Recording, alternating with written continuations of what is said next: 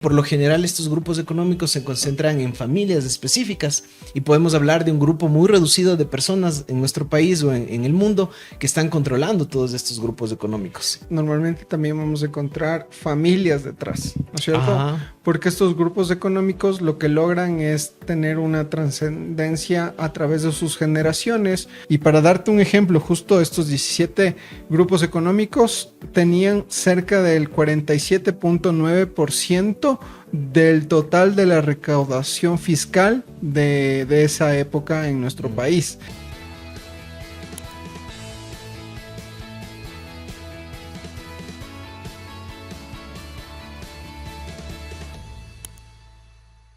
Buenas tardes, bienvenidos una vez más a su podcast en donde hablamos de temas importantes, y el día de hoy hay un tema que creo que nos interesa a muchos. Quizá algunos desconozcamos un poco del tema, algunos conozcamos un poquito más, pero justo para eso estamos, para poder conversar y enterarnos más sobre esto que venimos a conversar el día de hoy. Bienvenido, Miguel, un gusto tenerte de nuevo. Hola, David.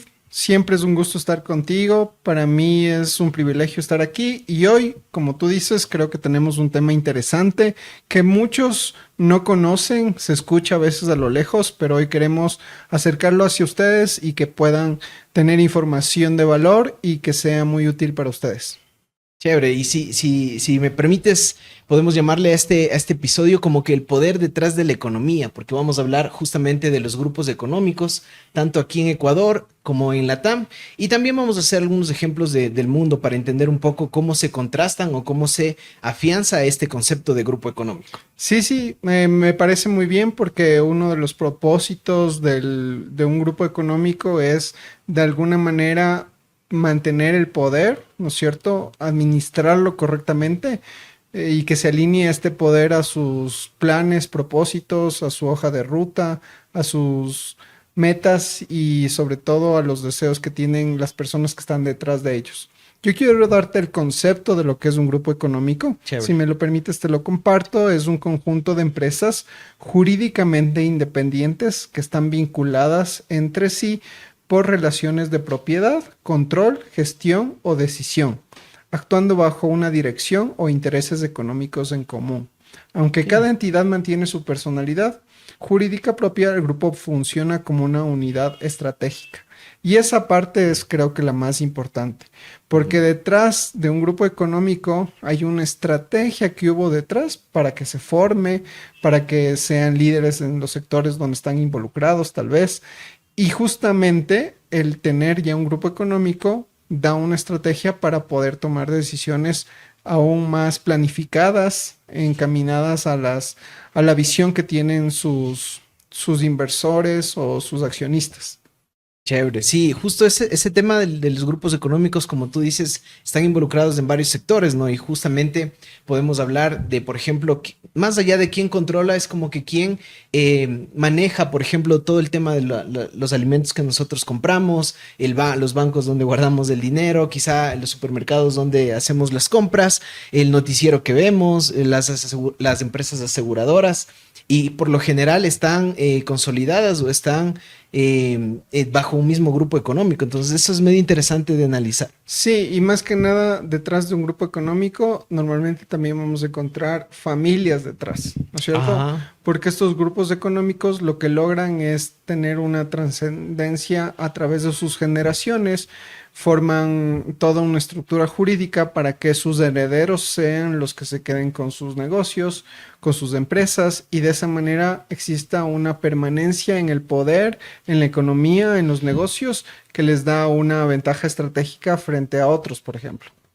Chévere, eso es interesante porque justo lo que tú mencionabas, por lo general estos grupos económicos se concentran en familias específicas y podemos hablar de un grupo muy reducido de personas en nuestro país o en el mundo que están controlando todos estos grupos económicos. Sí, yo te doy un dato interesante. En el año 2017 se llevó a cabo un censo y se levantó la información de cuántos grupos económicos existían en el país. Y para esa fecha habían 17 grupos económicos. Okay. Esos grupos económicos, de alguna u otra manera, ya fueron definidos, ya tuvieron un mayor control. Normalmente los grupos económicos tienen un alto impacto en los temas impositivos de los países donde están involucrados o donde es su residencia.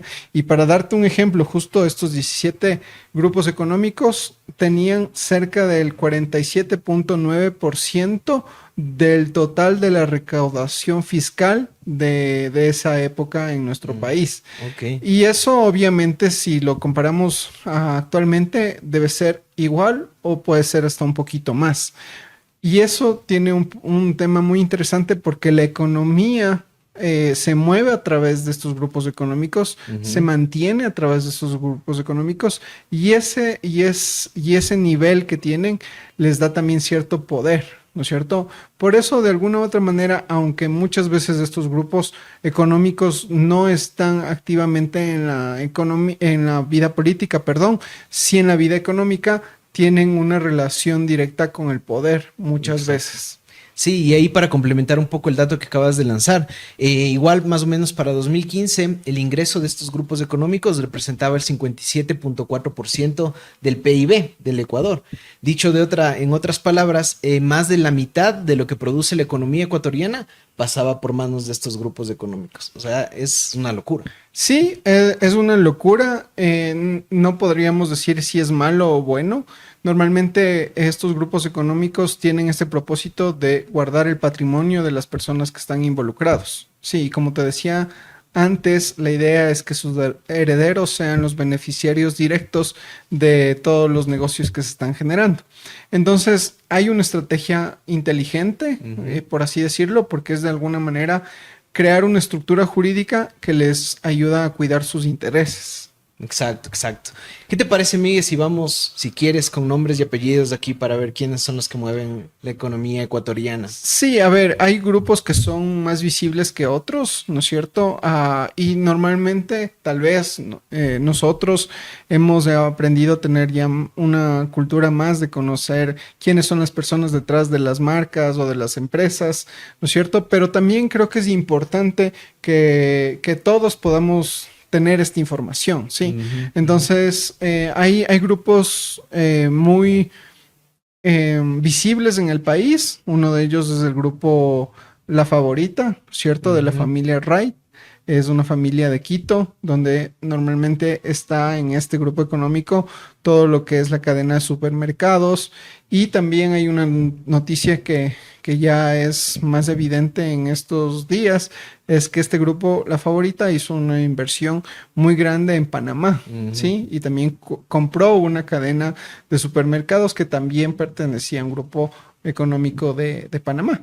Entonces, en esa visión de crecimiento y expansión, normalmente los grupos económicos ya tienen esta visión de hacer más inversiones, ¿no es cierto? Exacto. Eso es bueno porque de alguna u otra manera nos muestra esta forma en la que podemos hacer negocios donde queremos generar más negocio, ¿no es cierto? Queremos crecer, queremos dar más empleo, eso también nos va a generar más ingresos y más rentabilidad y también las famosas economías de escalas, ¿no es cierto? Podemos distribuir lo que ya hemos creado entre más negocios y empresas y eso nos ayuda a tener más ventaja competitiva, por ejemplo.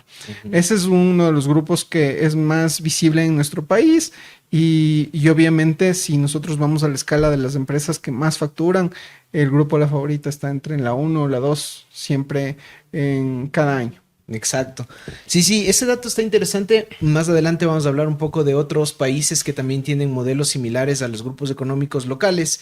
Pero el dato de La Favorita que hablabas del tema de invertir afuera me parece interesante porque históricamente los grupos económicos, al menos en Ecuador, se concentraban mucho en acaparar el mercado local, sin pensar en expandirse a otras naciones, que eso me parece que es un antes y un después. Me parece que es un tema interesante para conversar. Sí, claro. Y obviamente en el país también hemos vivido en los últimos años una migración de grupos económicos hacia nuestro país, ¿no es cierto? Hay una inversión fuerte de Perú hacia acá, ¿no es cierto? El año pasado me parece que Marathon Sport, que es la cadena de ropa deportiva, fue vendido a un grupo económico de México, si no me equivoco. Ujú, Entonces, es interesante ese movimiento, porque de alguna u otra manera, así como han aterrizado aquí, pero también ya hay grupos económicos que en algunos años han invertido en otros países, ¿sí? chévere. Sí, justo ese dato también hoy me enteré que igual la cadena de supermercados Santa María, que es popular aquí en el país, no sé si en todo el país, pero en Quito al menos, también fue comprada por un grupo económico mexicano en este caso. Y Mm. claro, ellos buscan potenciar la marca y llegar a competir con este grupo, La Favorita, por ejemplo, que mencionabas. Otro de los grupos que obviamente creo que todos conocemos es el grupo Novoa, que en el año 1986, por ejemplo, Luis Novoa Naranjo fue el hombre más rico del Ecuador. Y Mm. dice que en ese momento él tenía 51 empresas y 22.000 hectáreas agrícolas. Entonces, eso le hacía a él el rey absoluto del banano, prácticamente, porque exportaban banano. Y esto, pues, hace que, como tú decías, los sucesores, en este caso los hijos, hereden ese grupo económico como tal. Y actualmente, por ejemplo, después de Luis Novoa, podemos hablar de Álvaro Novoa, que Forbes, por ejemplo, también analizó su riqueza y en el 2015 él le estimó que su riqueza rondaba los 1.200 millones de dólares, Wow, con 110 empresas y el 4% del mercado mundial del banano. O wow, sea, es a nivel bastante. mundial es bastante, es mucho, ¿no es cierto? Y eso es interesante porque, y tú hablabas un poco de la convergencia o de este tema de la correlación que existe entre el poder económico y el poder político también, que no vamos a entrar en detalles, ¿no? Pero al final del día siempre han estado como que al menos en nuestro país han tenido cierta relación cercana. O sea, el poder político ha buscado, el poder económico ha buscado tener influencia política y el poder político de alguna forma también ha tenido que o apoyar o buscar la forma de respaldar al poder económico. Ujú. Entonces eso ha sido una constante en nuestro país. Actualmente, por ejemplo, nuestro presidente es hijo de Álvaro Novoa, Daniel Novoa. Entonces él es el que en teoría va a tomar todo lo que su padre tiene en este tema del grupo económico. Claro, a ver, ahí topas un tema interesante, ¿no es cierto? Normalmente las empresas y sobre todo ya estos grupos económicos buscan también ser amigos del poder, ¿no es cierto? Mm, Para precautelar sus intereses, para que existan leyes a favor de las cosas que ellos promueven, ¿no es cierto? Para evitar sanciones en algunos casos. mm, En ninguno de los casos podríamos decir que es antiético o no, ¿no es cierto? Yo lo veo como que son las reglas del juego, ¿no es cierto? sí, así Eh, funciona. como que así funciona y la idea es que encontremos un equilibrio, ¿no es Ok. cierto? Los grupos económicos generan mucho empleo, ¿no es cierto? Ujú, ujú. Así como aportan en temas fiscales, tienen su rentabilidad, también aportan mucho empleo dentro de la economía de un país. Entonces, en ese sentido, los grupos económicos que nosotros hemos citado son grupos que normalmente logran estas insignias o estos premios de que son buenos lugares para trabajar, por ejemplo, ¿no es Ujú, cierto? ujú, Entonces, hay un balance también en ese sentido, ¿no es cierto? El grupo Pichincha, por ejemplo, ujú. es un grupo, por ejemplo, donde yo trabajé en una de las empresas del grupo y siempre tuve un buen trato. Era una empresa que me enseñó muchas cosas en ese sentido. Entonces, los grupos económicos tienen un aporte social interesante, ¿no Ujú, es cierto? ujú. Que si están bien encaminados van a poder lograr y cumplir sus objetivos, ¿no es cierto? El grupo Pichincha también es un ejemplo de esta empresa que lleva la marca Pichincha, por ejemplo, el Banco Pichincha a otros países. Está en Colombia, está en España y en Perú también. Entonces, sí ha habido una visión correcta también de expandirse y de crecer y de generar más negocio, tal vez. Sí, chévere lo que tú mencionas, porque claro, o sea, sí, depende de la perspectiva o del enfoque que estés analizando, vamos a poder determinar si lo que decíamos, al final del día nosotros no vamos a decir si es bueno o malo, cada quien tiene sus propias conclusiones, pero vamos a tratar de poner argumentos a favor de lo uno y a favor del otro también, para que podamos contrastar de cierta forma la información. Y aquí hablando un poquito de este tema, en nuestro país es popular el presidente Correa. y en teoría durante el gobierno de él se decía que estos grupos económicos estaban incómodos, ¿no es cierto? Es lo que el común entiende. Sin embargo, en los datos hay algo distinto, porque dice que entre 2007 y 2017, 22 de estos grupos económicos duplicaron sus ingresos. Y era justo en la etapa de gobernanza del presidente Correa. Y en ese sentido, podemos definir entonces que la concentración en realidad no distingue color político. O sea, no depende mucho. Como tú decías, el poder económico va a buscar amistarse con el poder político para todo lo que ya mencionaste. Claro, tienen, o sea, hay que entender que detrás de estos grupos hay muchos asesores, hay personas muy inteligentes buscando tomar partido y tomar oportunidad en cada una de las cosas que pasen dentro de un país, cosas buenas o cosas malas. Entonces hay mucha estrategia, hay muchas personas pensando cómo resolver los problemas. Entonces eso, de alguna u otra manera, cumple el propósito de estos grupos económicos, que es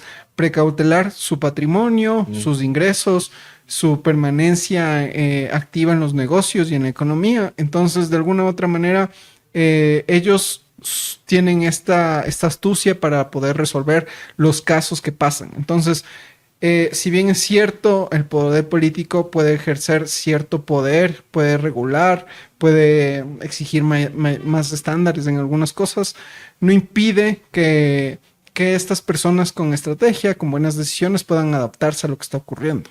Sí. Sí, y aquí ya pasando un poquito del tema, quiero hablar sobre un índice que es interesante, que es el índice de Gini, que básicamente es un índice que te dice cuál es la concentración total de las tierras que existen en un país. Y en Ecuador el índice de Gini llega al 0.8, es decir, casi estamos al tope de la concentración total. Y ahí te hago una pregunta, porque en teoría una mínima proporción de la población tiene la mayoría de los recursos productivos del país. O sea, eso es una realidad, es algo que está pasando en el país. Y allí de alguna forma podríamos hablar de cierta desigualdad. Entonces, yo también, conforme a lo que tú decías, los grupos económicos son el motor de la economía, generan empleo, invierten, sostienen la economía. Y más allá de demonizarlos, quizá deberíamos entender y ver los efectos positivos que tiene. Pero yo te pregunto también, ¿no crees tú que la concentración extrema impide la competencia real? O sea, como que captura al Estado, frena la movilidad social y no da chance a que otros emprendedores o otros empresarios también surjan. ¿Cómo lo ves? Sí, obviamente ese índice tiene ese dato duro y fuerte de alguna u otra manera.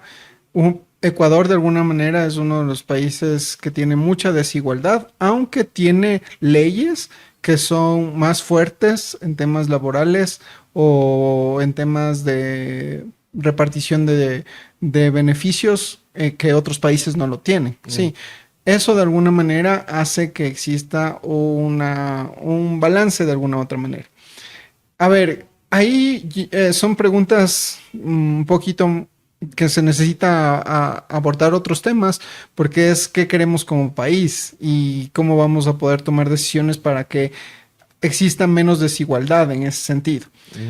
Yo creo que los grupos económicos tienen esta visión de guardar su patrimonio. Ellos también son conscientes de que si el país está mal, también les va mal a ellos. Entonces, de alguna u otra manera, no van a buscar de alguna manera que exista un equilibrio, ¿no es cierto?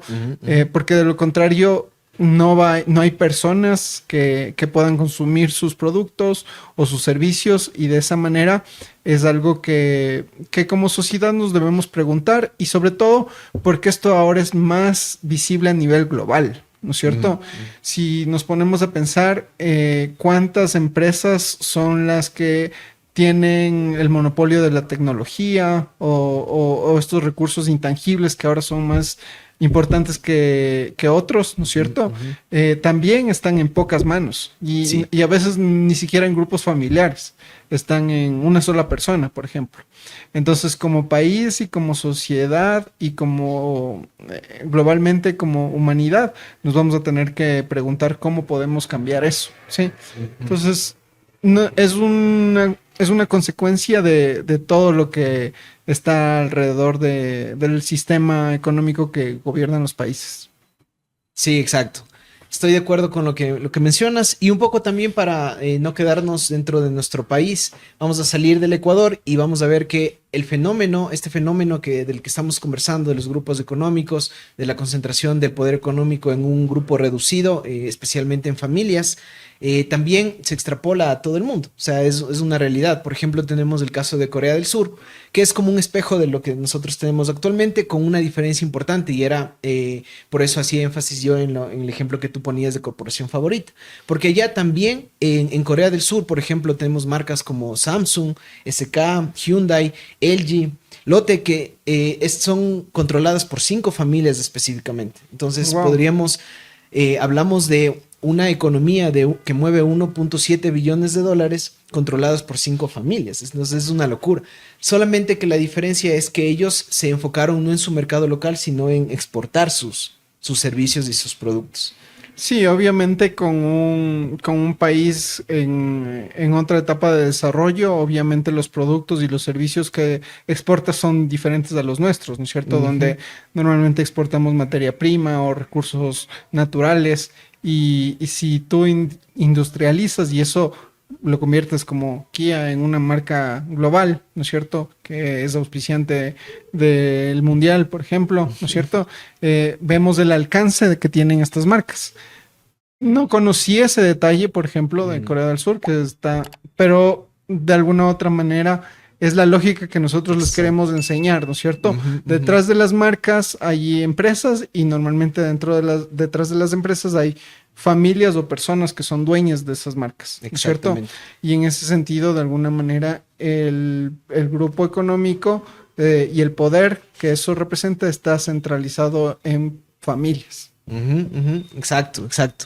Y ahí igual para hacer un poco esta comparación, también vámonos a un tema de Alemania, por ejemplo, en donde aquí hay una diferencia importante, porque también la riqueza se concentra en familias, pero el modelo es opuesto, porque no se concentra en unos pocos, sino más bien se distribuye entre miles de medianas empresas familiares.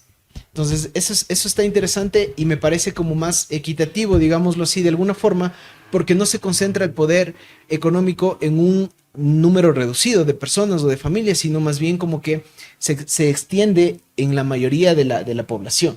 Entonces, esos modelos, ¿cómo lo ves? ¿Te parece más justo? ¿Te parece más equitativo? ¿O por qué crees que se da allá y no necesariamente aquí? Obviamente Alemania tiene una cultura diferente en varios aspectos a la latinoamericana o a la americana en general, ¿no es cierto? Obviamente detrás de esta... A ver, debemos ser claros en esto. Para que exista una distribución deben haber normas y estructuras políticas y más que nada normas o leyes que promuevan esto, Como, ¿no es ujú, cierto? ujú. Que evalúen, que pesen, ¿no es cierto? Creo que ahora es más fácil encontrar la visibilidad y el impacto que tienen estos grupos, ¿no es cierto? Porque podemos hacer este análisis de decir, a ver, ¿quién está detrás de? ¿No es cierto? ¿Quién es el que se está beneficiando? ¿No es Ujú, cierto? ujú. Ahora es cada vez menos oculto esto, ¿no es cierto? Obviamente hay estos países donde hay los paraísos fiscales, por ejemplo, donde la información es más reservada, donde no es pública, no se puede conocer, ¿no es cierto? Pero obviamente si ya vivimos a un nivel global, es más visible esto, ¿no es cierto? Ujú, ujú. Tú, depende del algoritmo que tengas en TikTok o en Instagram, te puede salir esta información, ¿no es cierto? Hace Exacto. una semana me salía a mí, estas son las 5 familias más ricas de Latinoamérica, ¿no es Ujú. cierto? Y salía una persona, salían como 3 familias de Brasil, ¿no es cierto? Una que tenía inclusive inversiones en Facebook, por darte un ejemplo. Estaba el ejemplo de Carlos Slim de México, por Ujú, ejemplo, ¿no es ujú. cierto? Que está dentro de los mayores millonarios del mundo entero. Pero obviamente nosotros podemos hacer este ejercicio. Entonces, la humanidad y los políticos y obviamente las instituciones que tienen que regular esto, ¿no es cierto? Pueden tener datos más precisos de quiénes están beneficiando o enriqueciéndose de todo lo que producen en sus países o a nivel global. Y ahí deben haber políticas fuertes que deben generarse para poder distribuir la riqueza, ¿no es cierto? Pensando en un tema donde, como yo les decía, el interés de estas personas es crear productos y servicios que sean consumidos por más personas. Pero si las personas están desempleadas o hay pobreza en un país, los grupos económicos simplemente se van a estancar, ¿no es cierto?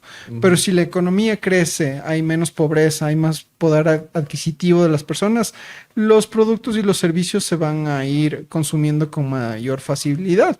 Y eso quiere decir que también las necesidades de las personas están siendo suplidas, ¿no es cierto? Entonces, yo creo que lo que está pasando en Alemania, o el ejemplo que tú pones, es porque ha habido políticas y ha habido una visión global del país en tomar esas decisiones. ¿Sí? Sí, exactamente. O sea, justo ya poniendo como que un resumen de estos tres países que analizamos, hablando de Ecuador, luego nos fuimos a Corea del Sur y terminamos con Alemania, pues cada quien tiene como distintas organizaciones, distintas estructuras en este tema de la concentración del poder económico, que es lo que estamos hablando, ¿no? Y pues cada una de estas formas de organización, por decirlo así, tiene consecuencias diferentes para el resto de la sociedad.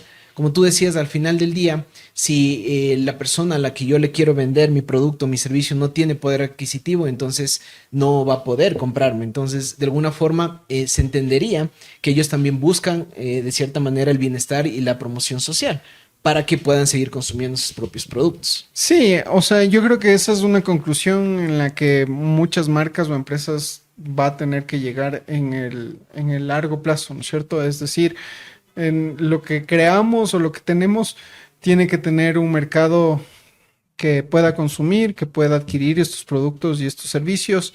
Y esa visión creo que va a ser más visible cada vez más, ¿no es cierto? Yo creo que se van a venir temas muy interesantes porque todo este tema de la inteligencia artificial, estas empresas y corporaciones que están creando agentes y todo lo demás, crean otras preguntas que como sociedad y como humanidad debemos que resolver, ¿no es cierto? Hasta ahora, todos los índices han mejorado de alguna manera en todos los países. Hay menos pobreza, hay más crecimiento económico, el PIB de los países va creciendo o no, ¿no es cierto? No encuentras un PIB que baje 60 puntos, ¿no es cierto? O a veces estos países donde hay temas de autoritarismo, cosas así, ¿no es cierto? A veces crecen 1, crecen 7, bajan 1, ¿no es cierto? Se estandariza más o menos la economía. Pero sí, obviamente, van a haber casos más visibles, por ejemplo, de las grandes empresas tecnológicas donde están acaparando mucha riqueza, ¿no es cierto? Y ellos también tienen que buscar la forma de distribuirla. Y estos en realidad a veces no son grupos económicos, a veces son solo personas. Exacto. Sí, ahí es un tema interesante. A mí que me gusta hablar de fútbol, siempre te pongo como un ejemplo relacionado a este tema. Justo ayer que veía este partido de la semifinal de Champions, ¿no? Pensaba yo, o sea, por un momento se me pasó, siempre estoy pensando en temas financieros, económicos, y por un momento se me pasó por la cabeza y decía, les veía como que preocupados, digamos, a las personas que estaban ahí. Hablo del equipo técnico, de las personas que son parte del staff.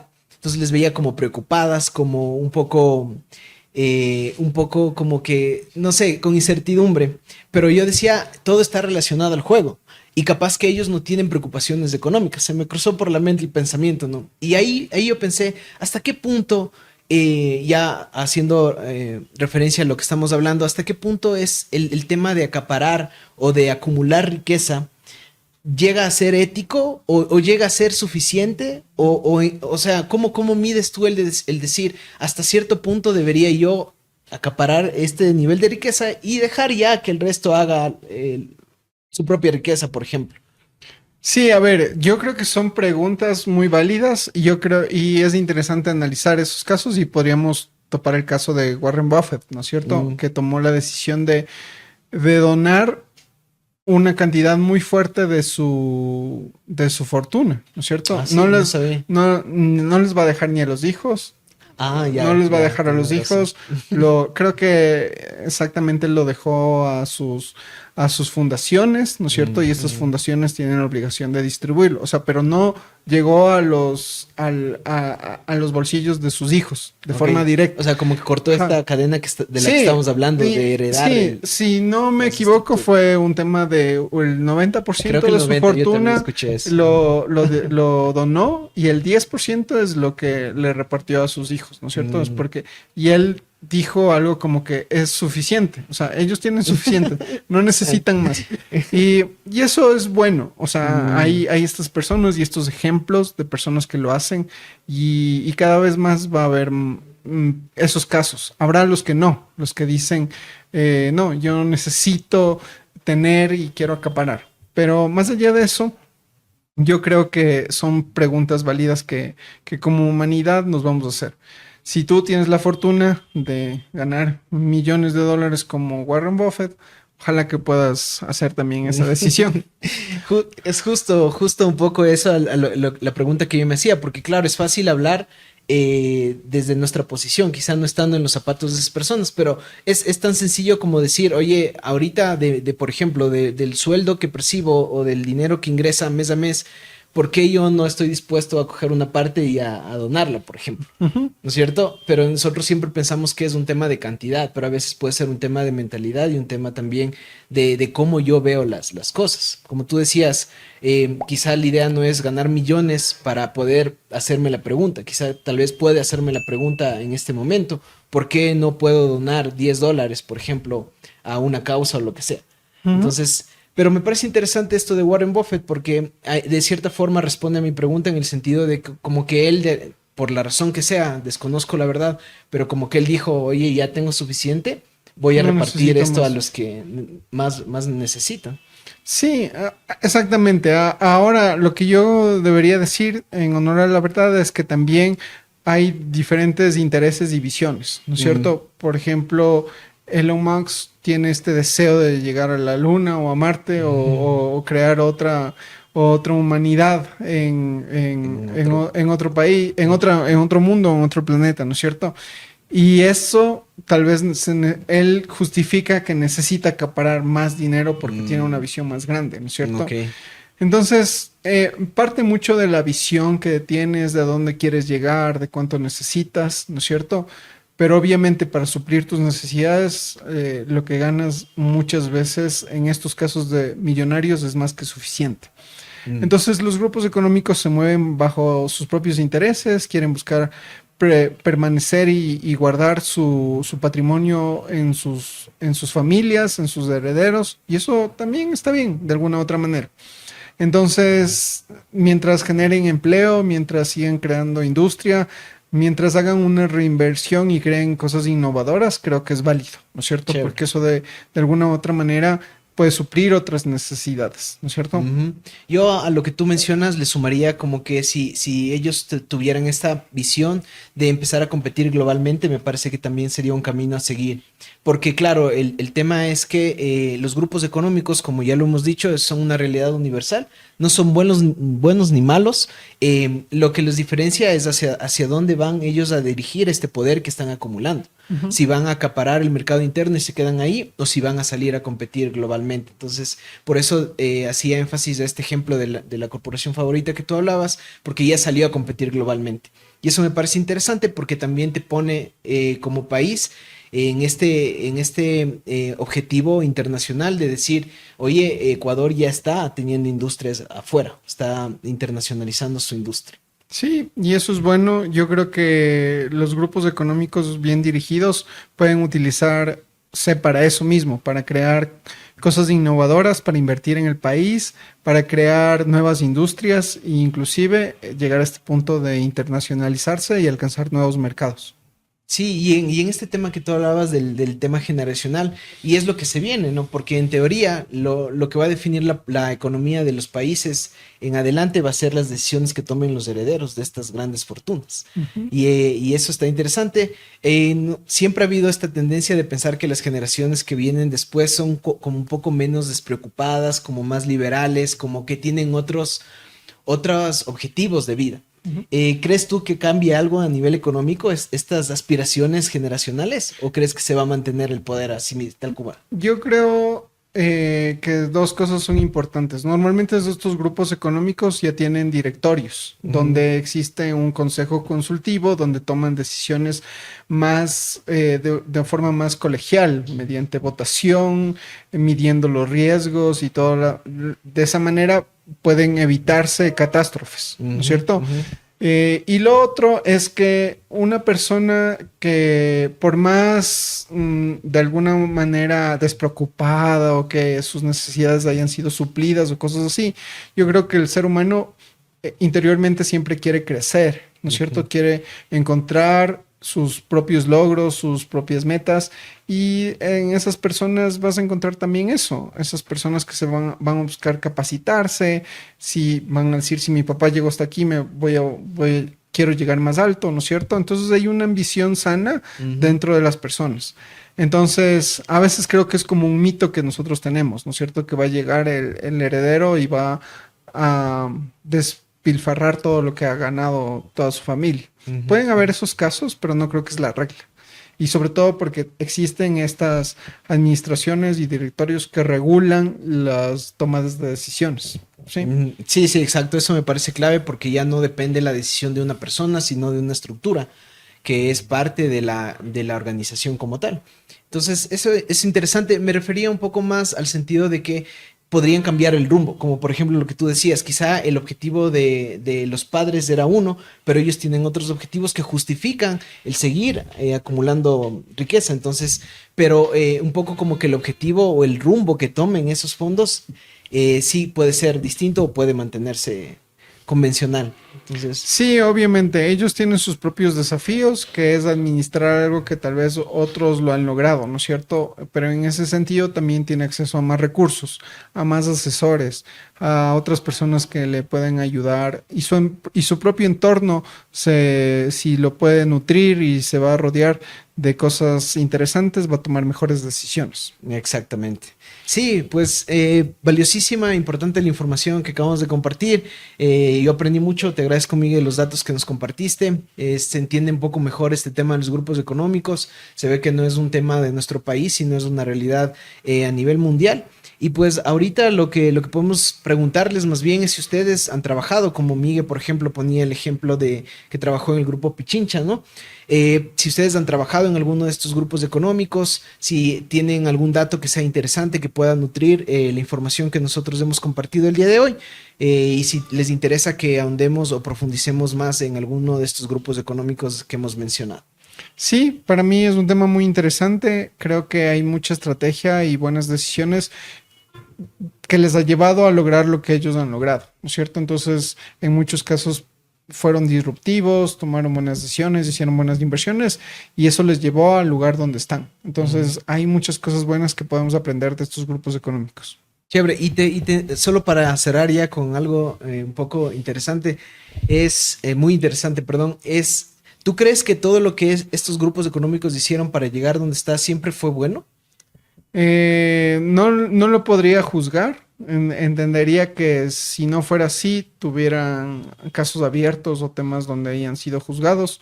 De los que yo conozco, no tengo nada visible en ese sentido. Ok, ok.